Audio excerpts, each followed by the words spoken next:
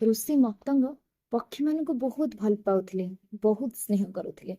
ସେ ତାଙ୍କ ଉପାସନା ଅଧ୍ୟୟନ ପରେ ତାଙ୍କ ପ୍ରାଙ୍ଗଣରେ ପକ୍ଷୀମାନଙ୍କୁ ବହୁତ ସ୍ନେହ କରୁଥିଲେ, ପକ୍ଷୀମାନଙ୍କ ସହିତ ବହୁତ ଖେଳୁଥିଲେ, ପକ୍ଷୀମାନଙ୍କୁ ଖୁଦ ଦାନା ଦଉଥିଲେ ଏବଂ ପକ୍ଷୀମାନଙ୍କୁ ଡାକିକି ତାଙ୍କୁ ତାଙ୍କ କାନ୍ଧରେ ବସଉଥିଲେ ଏବଂ ମୁଣ୍ଡରେ ମଧ୍ୟ ବସେଇକି ଗେଲ କରୁଥିଲେ। ମତଙ୍ଗ ଋଷି ଜଣେ ବହୁତ ବଡ଼ ବିଦ୍ୱାନ ଋଷି ଥିଲେ। ଦିନେ ମତଙ୍ଗଙ୍କର ଭାଇ ଥିଲେ ଅନଙ୍ଗ, ଋଷି ଅନଙ୍ଗ।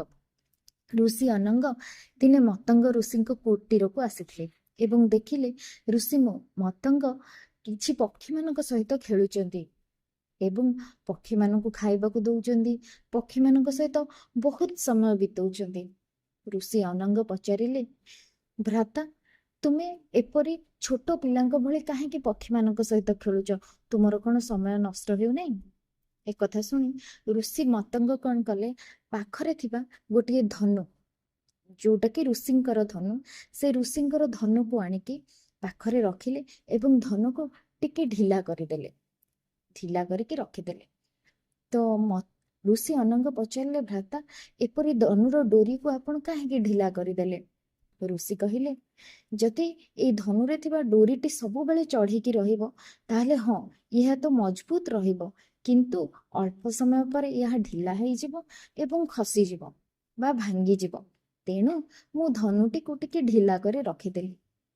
ଏବେ ଋଷି ଅନଙ୍ଗ ସମସ୍ତ କଥା ବୁଝିପାରିଲେ ଏବଂ କହିଲେ, ହଁ ଭ୍ରାତା, ମୁଁ ଏବେ ଆପଣଙ୍କ ମନ କଥା ବୁଝିପାରିଲି। ଋଷି ମତଙ୍ଗ କହିଲେ, ହଁ, ଯେପରି ଧନୁକୁ ମୁଁ ଢିଲା କରିଦେଲି, ସେହିପରି ଆମର ମନ ଏକ ଧନୁ ସ୍ୱରୂପ ଅଟେ।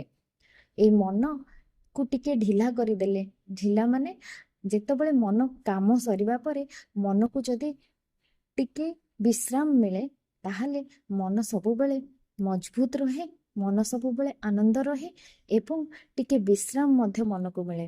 ତ ସବୁବେଳେ କାମ କରିବା ସମୟ ପରେ ମନକୁ ସବୁବେଳେ ଢିଲା ରଖିବା ଦରକାର, ମନକୁ ସବୁବେଳେ ମଜବୁତ ରଖିବା ଦରକାର ଏବଂ ମନକୁ ସବୁବେଳେ ବିଶ୍ରାମ ରଖିବା ଦରକାର।